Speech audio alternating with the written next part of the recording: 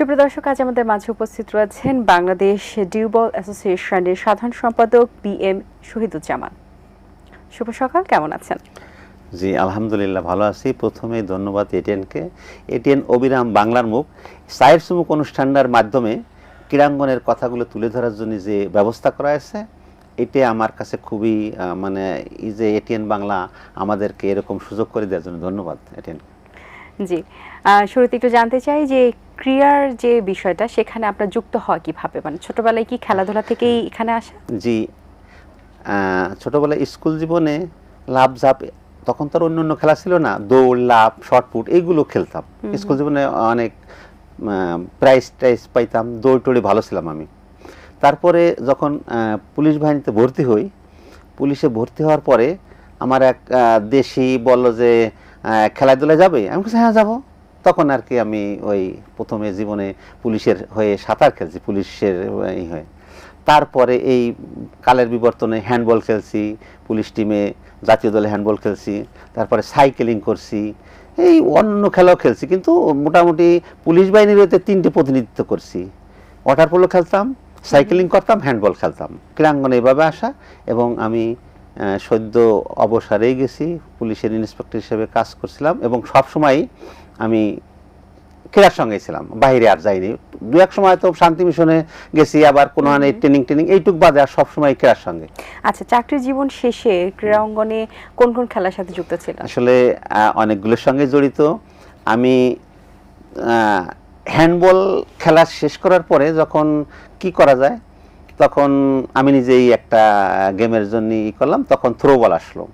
এই থ্রো বলটা নিয়ে কাজ করতে করতে তারপর ডিউ বলটা আসলো। ডিউ বলের আমি বাংলাদেশে আনছি, এবং ডিউ বলটা আছে আমি প্রতিষ্ঠাতা, অর্থাৎ এই বাংলাদেশের ডিউ বলের প্রতিষ্ঠাতা। তো সেই ডিউ বল নিয়ে কাজ করি, থ্রো বল নিয়ে কাজ করি, আরও অনেকগুলো গেম আছে, কিন্তু এই দুটি নিয়ে বেশি কাজ করতেছি এখন। আচ্ছা, বাংলাদেশ পুলিশের যে ইন্সপেক্টর হিসেবে যে অবসরের পর এখন তো খেলাধুলার সাথেও যুক্ত আছেন, তারপর সময়টা আসলে কেমন কাটছে? সত্যি বলতে আসলে আমি আগেও খেলার সঙ্গে ছিলাম, এখনো খেলার সময়। আগেরটা হচ্ছে পুলিশের টিম নিয়ে, এখন হলো সমগ্র বাংলাদেশের খেলা নিয়ে, অর্থাৎ আমার যেখানে যেখানে খেলা হবে ওই প্রত্যেকের সঙ্গে কাজ করতেছি। আর আগে ছিল শুধু পুলিশ বাহিনীর খেলা নিয়ে। এখন ফেডারেশন চালাতে হলে তো আপনাকে শুধু পুলিশ দেখতে হবে না, আপনাকে পুরোটাই দেখতে হবে। হ্যাঁ, এই জন্যই আমি এখন ওই পুরোটাই সময়টা আমি এই খেলাধুলার সঙ্গেই আছি। কোথায় কোচ দিচ্ছি, কোথায় অ্যারেঞ্জ করতেছি টুর্নামেন্ট, এইভাবেই চলছে। আগামী ক্রীড়াঙ্গন কেমন দেখতে চান আপনি? আসলে আগামীর ক্রীড়াঙ্গন যে দেখাটা, সেটা কিন্তু শুরু হয়ে গেছে। আমাদের মাননীয় প্রধানমন্ত্রী এই ক্রীড়াকে পেশা হিসেবে যে ব্যবস্থাটা করে দিয়েছেন, এর জন্য এখনকার ছেলেমেয়েরা আর ডাকতে হবে না যে তুমি খেলতে আসো, এখন তার গরজে এসে খেলতে আসবে। 1 লক্ষ টাকা বেতন পাবে একটা ছেলে মেয়ে। হ্যাঁ, ওরা তো স্বপ্ন ভাবি নেই যে এরকম একটা ক্রীড়াঙ্গন আসবে। তো আমাদের ক্রীড়ামন্ত্রী, যিনি ক্রীড়াঙ্গনের লোক, জনাব আমিনুল হক, তিনি ক্রীড়াঙ্গনে কি লাগবে, কি করতে হবে, এই জন্য এই প্রস্তাবটা প্রধানমন্ত্রীর কাছে নিয়ে যখন উপস্থাপন করলো যে ক্রীড়াকে পেশা হিসেবে করতে হবে, তখন মাননীয় প্রধানমন্ত্রী এটাকে এক বাক্যে মেনে নিয়েছে যে হ্যাঁ, আমরা এই ক্রীড়াটাকে পেশা হিসেবে, আগে কিন্তু পেশা হিসেবে কেউ নিতে পারতো না, আমরা চাকরি করছি, খেলছি, আসলে পেশা হবে এটা। আমাদের কালের জীবন সাহায্যে এসে দেখে গেলাম যে ক্রীড়াকে যে পেশা হিসেবে নেওয়া যায়, সেইটা আগে ওই ক্রিকেট আর ফুটবল এরা অনেক বেতন পাত এনএসসি থেকে, এনএসসি করছে তাদের সংস্থার থেকে, কিন্তু জাতীয়ভাবে অর্থাৎ জাতীয় ক্রীড়া পরিষদের আন্ডারে যে এই বেতনের কাঠামো আনবে, সমস্ত খেলাকে এক চোখে দেখতে বলছে মাননীয় প্রধানমন্ত্রী এবং ক্রীড়া প্রতিমন্ত্রী। যে ও ক্রিকেট খেলে, ওর অমুক দাম, কিন্তু আর্চারি সে গোল্ড আনি দিচ্ছে আমাকে জন্য, অমুক খেলায় চ্যাম্পিয়ন হয়ে আসতেছে, অমুক খেলায় রানার আপ হয়ে আসতেছে। এই জন্যই সমস্ত খেলাকেই এক নজরে সমানভাবে মূল্যায়ন করবে। এইটা দেখে শুরু হয়ে গেছে কাজ। এইটাই মানে ভালো লাগছে যে আগামীর ক্রীড়াঙ্গন যেভাবেই দেখতে চেয়েছিলাম সেভাবেই শুরু হয়েছে। শুধু একটু আফসোস যে আমি কেন ওই এই সময় ইয়ং থাকলাম না, তখন আমিও কিন্তু এই ইসের রাস্তায়, আমি তো এখন মানে এজ ওভার হয়ে গেছে, এখন তো সংগঠক অথবা কোচ, কিন্তু ক্রীড়াঙ্গনের যে প্লেয়ার হিসেবে যে এই যে মূল্যায়ন পাওয়া, এটা শুধু পাইতে পারলাম না আর কি। আচ্ছা, খেলোয়াড়দের যেহেতু বেতন ভাতা দেওয়ার পরিকল্পনা যেটা বলেছেন, যেটা হচ্ছে, কিন্তু যদি একটা বলি, একটা খেলোয়াড়ের যে পেছনের যে চাবিকাঠি বা পেছনে তাকে আরো ভালো করে এগিয়ে নিয়ে যাওয়ার কথা, তার সফলতার ক্ষেত্রে কিন্তু কোচ মেন দায়িত্ব পালন করছেন বা কোচই মেন দায়িত্ব পালন করেন। তো কোচদের জন্য তো বেতন ভাতার ব্যবস্থা বা এটা আসলে এইবার যা শুনছি যে মিস্টেক হয়ে গেছে, এই সামনে কোচদেরও এই বেতন কাঠামোর আওতায় আনবে, এইভাবেই মাননীয় প্রধানমন্ত্রী এবং ক্রীড়ামন্ত্রী মহোদয় এই নিয়ে কাজ করতেছেন, যাতে এই কোচদেরও বেতন আওতায় আনা যায়। কারণ কোচ যদি একটা মানে ছেলে মেরে শিখেবে, তখন তার মন খারাপ হবে যে সে 1 লাখ টাকা বেতন পায়, আমি কোনো বেতন পাই না কেন, তখন তো তার মন অবশ্যই খারাপ হবে। এই জন্যই এইবার যে মিস্টেক হয়েছে, সামনের হয়তো আগামী বছর থেকে বা এই কিছুদিনের মধ্যে শুনছি যে অচিরেই কোচদের নাম নেবে বিভিন্ন ফেডারেশন থেকে, যে যারা যারা কোচিং পেশায় আছে, তো এদেরও একটা ভাতার আওতায় বা একটা বেতনের আওতায় আনবে, এটা আমি শুনেছি। এবং অবশ্যই এটা দরকার, কারণ কোচদের মানে ভুক্কা রেখে নাঙ্গা রেখে তখন প্লেয়ারের পিছনে সে আর শ্রম দিতে চাবে না, যে তুমি 1 লাখ টাকা বেতন পাও, আমি তোমার শিখে লাগবে, এ ধরনের কইতে পারে। এই জন্যই এই ব্যবস্থাও মাননীয় প্রধানমন্ত্রী এবং ক্রীড়ামন্ত্রী মহোদয় এগুলো ব্যবস্থা করবেন মানে এই অচিরেই। আচ্ছা, খুব ভালো। আচ্ছা, দীর্ঘদিনের এক্সপিরিয়েন্স, দীর্ঘদিনের কাজের ক্রীড়াঙ্গনে কাজ করার অভিজ্ঞতা, সবকিছু মিলিয়ে কি কোনো আক্ষেপ আছে? আক্ষেপটা তেমন একটা আক্ষেপ নাই, আবার একটু আছে। ধরেন আমি একটা সময় এক জায়গায় সারা জীবন দিলাম, সে জায়গায় কাজ করতে পারলাম না, এটা আক্ষেপ। আমি হ্যান্ডবলে সারাটা জীবন, অর্থাৎ বেশিরভাগ সময় আমি কিন্তু হ্যান্ডবলে জাতীয় দলে খেলেছি, বাট একটা নির্দিষ্ট সময়ের পরে একটু মূল্যায়ন পাইনি, এই আর কি, মানে ওই জায়গায় কাজ করতে পাইনি। এখন অন্য গেম, যেমন ধরেন আমি যে নতুন গেমগুলো আনি, আমি এখন এটাকেই এদেশে প্রতিষ্ঠিত করার জন্য চেষ্টা করতেছি। থ্রো বল করতেছি, আবার ডিউ বল করতেছি, টার্গেট বল করতেছি, এরকম কিছু নতুন খেলাগুলো।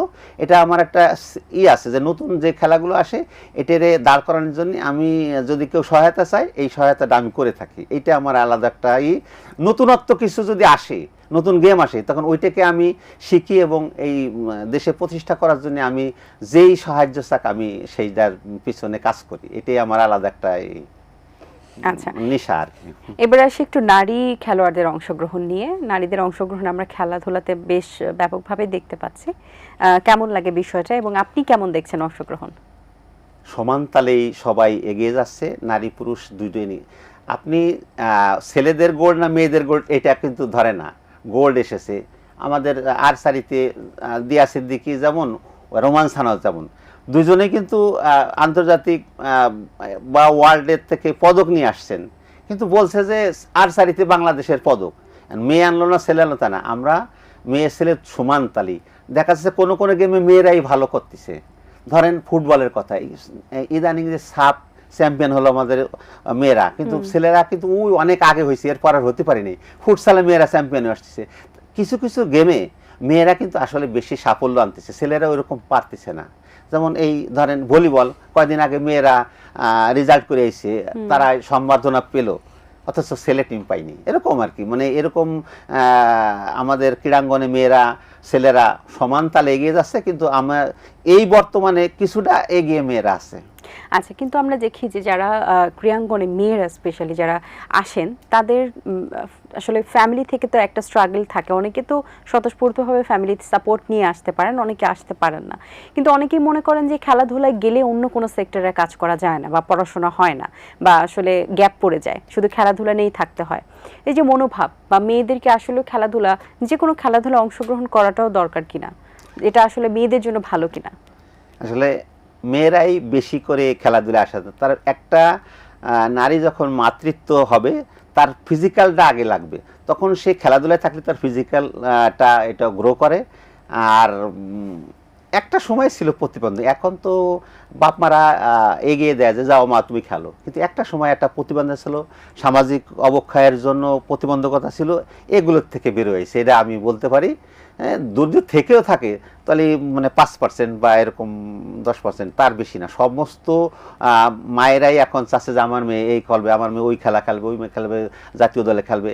যেমন ওই যে মারুফা ক্রিকেটার, হ্যাঁ, তে প্রথমে তো এই করে না, কিন্তু এখন দেখেন আমরা তাকে নিয়ে কত ই করতেছি যে এখন জন্যই মেয়েরা যদি কোথার থেকে উঠে আসে তাদেরকে সমানভাবে চান্স দিতে নার্সারিং করতে হবে, এবং ছেলে মেয়ের কোনো ভেদাভেদ নাই, যে যে খেলায় ভালো পারবে তাকে সেই খেলা খেলতে দিতে হবে। এবং বাপ মারা এখন থেকে ক্রীড়াঙ্গনে যে আমাদের যেই ভাতার আওতায় আনা হলো, বেতন কাঠামোর আওতায় হলো, তা আপনি ক্রীড়ারে পেশা হিসেবে নিতে পারেন। হ্যাঁ, একটা সময় চলো না ক্রীড়া খেলতে গেলে তুমি পড়ালেখা হবে না, এমনও দেখছি। আমাদের এখান থেকে যারা খেলাধুলায় ছিল তারা দেখেছি অনেক অনেক প্লেয়াররা যারা ডাক্তার হয়েছে, ইঞ্জিনিয়ার হয়েছে, হ্যাঁ, এরকম অনেক মেয়েকে আমি দেখছি, চিনি, যারা আমি তো অনেক দিন 41 বছর ক্রীড়াঙ্গনে, তা দেখছি না ওই পড়ালেখার সাথে তো খেলার কোনো সমস্যা নাই। আপনি যদি মনে রাখেন যে আমি খেলবো, পড়ালেখা করবো, তাহলে কোনোটা কোনো বাধা না, সমানতালে চালিয়ে যাওয়া সম্ভব। বাচ্চাদের জন্য যদি বলি যে আমাদের দেশে খেলার মাঠটা অনেক কম, এবং খুব কম সংখ্যক স্কুলই রয়েছে যেখানে খেলার মাঠ আছে, সেটাও খুব একটা বড় পরিসরে না, অল্প একটু জায়গা নিয়ে বা খুব কম জায়গায়। এবং অনেকে দেখা যায় বাসার ছাদেই একটু খেলার মাঠ তৈরি করে যতটুকু তারা পারছেন। তো এটা নিয়ে কোনো পরিকল্পনা আপনারা ভাবছেন কিনা? আসলে এটা অলরেডি মহল্লায় মহল্লায় স্টেডিয়াম হবে, ক্রীড়া প্রতিমন্ত্রী মহোদয় বলেছেন, জায়গা দেখতেছে এখন কোথায়, মানে প্রতিটা ওয়ার্ডে থাকতেই হবে। উপজেলা পর্যায়ে স্টেডিয়াম তো থাকবেই, ঢাকা শহরে যেখানে জায়গার অভাব সেখানেও অন্তত একটা ওয়ার্ডে একটা খেলার জায়গা বের করার জন্য চেষ্টা করতেছে, এবং সেই কাজ শুরু হয়ে গেছে যে ওই জায়গায় একটা খেলার মাঠ থাকবে যাতে সবাই খেলতে পারে, এরকম অলরেডি কাজ শুরু হয়ে গেছে। এত টাকা তো হবে না, কিছু সময় দিতে হবে আপনাকে, তো সেই কাজ শুরু করে দিয়েছে বর্তমান ক্রীড়ামন্ত্রী মহোদয়। আচ্ছা, বিভিন্ন ধরনের আমরা পরিবর্তন দেখতে পাচ্ছি, বিভিন্ন ধরনের উদ্যোগ নেওয়া হচ্ছে, যেটা আসলে ক্রীড়াঙ্গনে যারা আছেন তাদের জন্য বেশ ভালো।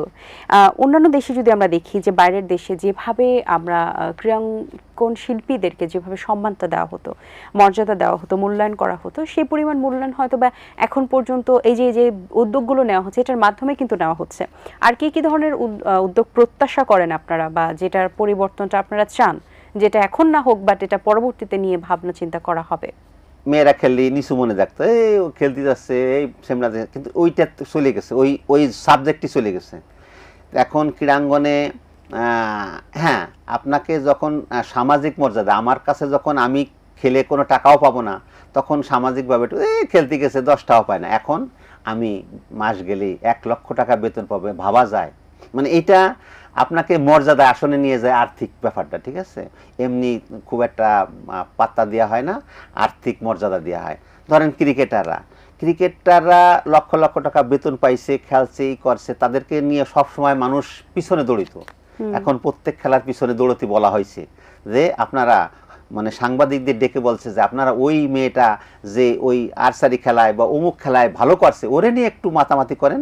আগে কিন্তু এইটা ছিল না। সত্যি কথা বলতে কি, ওই ফুটবল ক্রিকেটের মধ্যে বন্দী ছিল, অমুক প্লেয়ার এই মানে এই করছে ওই করছে, এই নিয়ে এটা ভীষণ ওই নিয়ে মাতামাতি ছিল। কিন্তু আর একটা মেয়ে আমার এশিয়াতে গোল্ড মেরে আসছে, তার নিয়ে অত লাফালাফি করি নাই। তা এইটার থেকে বেরিয়ে আসার জন্যই মাননীয় ক্রীড়ামন্ত্রী মহোদয় এই তো 3-4 দিন আগে বোধহয় সবাই সাংবাদিকদের বলে দিয়েছে যে আপনারা প্রত্যেকেই সমানভাবে দেখবেন, যাতে ওই শুধু ক্রিকেটের পিছনে না, অমুকের পিছনে না, আপনারা প্রত্যেক ছোট খেলা হোক কিন্তু সে তো রেজাল্ট করেছে তার একটু আপনি দেখবেন, এটা ভালো দিক। এবং তখন আর ওই এক খেলার জন্য বসে থাকবে না প্রত্যেকটা। এখন আমি যদি এই জায়গা ওই আর্চারি অমুক, খোখো, অমুক তমুক বিভিন্ন খেলায় আমি যদি বেতন সমান তালে পাই, যখন এনএসসি যে বেতনটা দেওয়া হবে সেই বেতন কিন্তু একই মাপে হবে। আর বিসিবিতে বা ফুটবল ফেডারেশনতে যে বেতন দেওয়া হবে ওটা কিন্তু আলাদা। সরকার যে নিয়ম করছে এনএসসিতে যে বেতন দেবে, তোমারও ওই সাকিব আল হাসান হলেও 1 লক্ষ টাকা, ওই ছোট একটা মেয়ে খোখো খেলে সেও জাতীয় দলে খেলে তেও 1 লাখ টাকা, এখানে কোনো বাদ বিচার করতেছে না। তার মানে কি, ও রেজাল্ট আনছে। এই জন্যই এই ব্যাপারগুলো সম্মান কখন আসে, যখন আপনাকে টিভিতে দেখাবে, যখন আপনি আর্থিকভাবে সচ্ছল হবেন, তখন আপনার একটা সামাজিক মর্যাদা বাড়বে। এর আগে তো এরকম ছিল না। এই সরকারের আমলে এই যে শুরু হয়েছে, ভবিষ্যতে সবাইকে মানে সমান ভালো কিছু হবে। জি, অনেক ধন্যবাদ আপনাকে, ভালো লেগেছে কথা বলে। অনেক শুভকামনা রইল আপনার জন্য, ভালো থাকবেন। ধন্যবাদ। এই অনুষ্ঠানে আসায় আপনারা যে আমন্ত্রণ করেছেন এটিএন বাংলাকে ধন্যবাদ, স্যার সমুখ অনুষ্ঠানকে ধন্যবাদ। দর্শক, আশা করছি আয়োজন ভালো লেগেছে। আজ এই পর্যন্তই, দেখা হবে আগামী পর্বে নতুন কারোর সঙ্গে। সেই পর্যন্ত ভালো থাকবেন, সুস্থ থাকবেন, এটিএন বাংলার সাথেই থাকবেন। আল্লাহ হাফেজ। দিন আসে দিন যায়, সময়টা চলে যায়, তবু আছি এই বেশ ভালো। জীবনটা রঙময়, যেভাবেই হওয়া চাই, নয় কভু সাদা কালো। এই আশাতে স্বপ্ন ভাসে, সুখ হাসে চোখে মুখে, চায়ের চুমুকে।